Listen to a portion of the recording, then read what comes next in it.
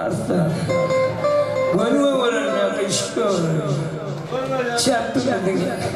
La git demeyelim, değişmeden ayrılmasın lazım, değil mi? Çarptı. 2 yıllar gideceğim bundan. Gelin zaman ayda. Şubat dedin değil mi?